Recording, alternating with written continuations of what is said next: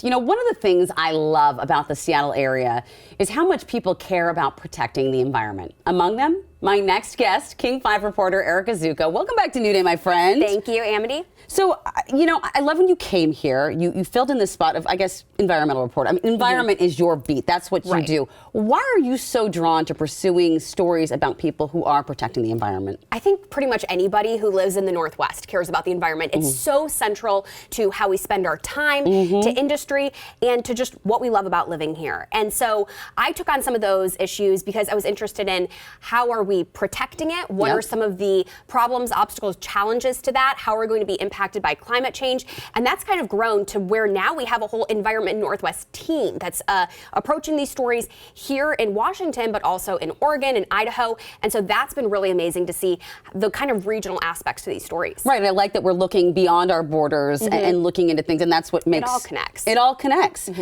So I hear you're working on a story about razor clams, and we see them in the headlines a lot. We do. Can you tell me why we see that and what you're working on specifically? Right, well, digging those up is obviously a tradition for a lot of people. On the holidays especially is when a lot of people will go out, spend time with their families doing it. It really depends on when the tides are going to come in, in terms of when you'll be able to do it. You look at that video right there, that's also some of the best weather that you're going to get when you actually those go are digging some lucky for razor clams. clam diggers. Yes. So the story we wanted to look at, you know, there are these toxic blooms that can impact this season for digging for razor clams. And they're typically caused when you have really hot temperatures. It warms up the water and it can cause these algae blooms. And we wanted to know, is this something that's going to increase as water warms, as the climate changes? And at this point, there's really no definitive conclusion, but there are people who are researching it. So we're going to be talking with some of them, looking into that.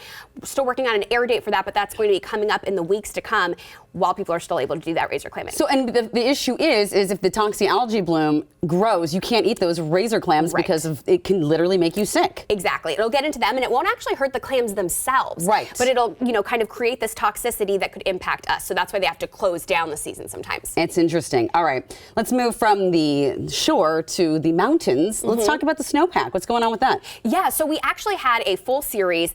This was part of our Environment Northwest program. And so we had reporters from Oregon.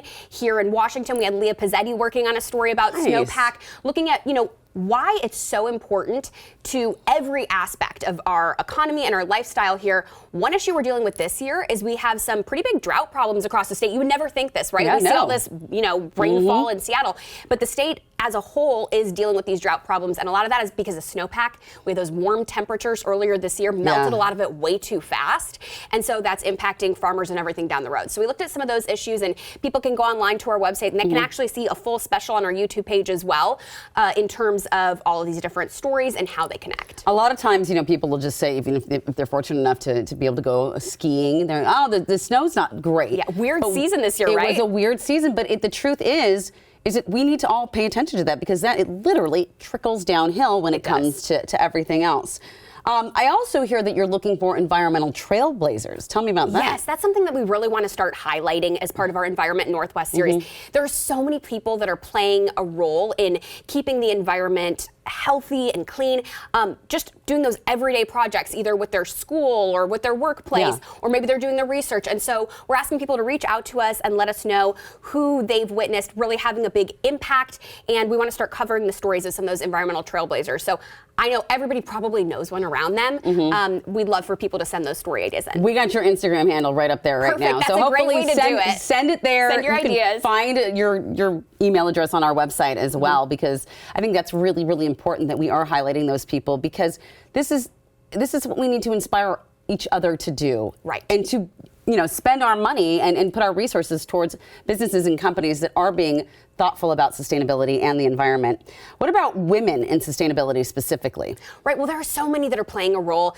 whether it's through business or through research. And so we're trying to highlight some of those in our stories. And I'm also going to be moderating an event this week where we talk to some of those trailblazers that we see in our community who are making a difference through sustainability. So we're hoping that people will check that out as well. That's the What She Said event. The What She Said event. When is that and where is that? That is going to be this Thursday. It's going to start at 6 o'clock. It's at the W Seattle. Okay. And so people can buy those tickets online ahead of time.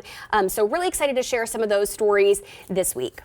Can I ask, why is it specifically important to highlight women's voices in that field? Right. Well, for so long, we know that there's been an underrepresentation of women in the STEM field.